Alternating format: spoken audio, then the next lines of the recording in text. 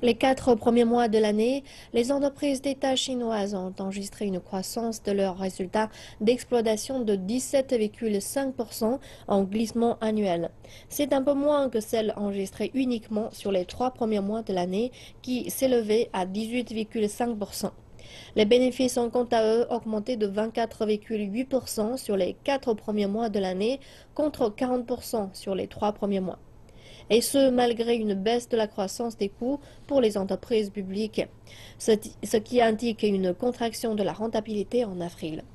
Les entreprises d'État ont, eux, à supporter de nouvelles charges à un rythme légèrement plus élevé sur les 4 premiers mois que sur les 3 premiers.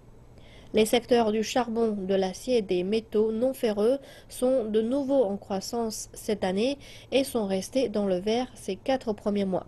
Ceux du pétrole et du gaz concentrent la plus forte croissance des bénéfices, alors que le secteur de l'énergie reste plus faible après avoir enregistré les pires performances les 3 premiers mois de l'année, avec une diminution lente de la croissance de ses bénéfices. Maintenant, le temps consacré au marché boursier européen et américain. Les bourses européennes ont fini mercredi sans grande orientation, les investisseurs optant pour l'attentisme avant la publication du compte-rendu de la Fed et à la veille d'une réunion de l'OPEP jeudi.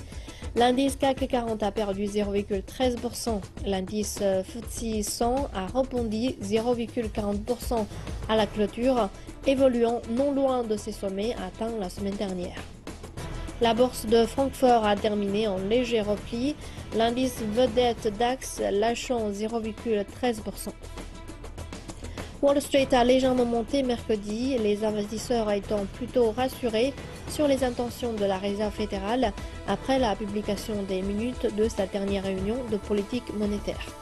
Le Dow Jones a pris 0,36% et le Nasdaq 0,40%.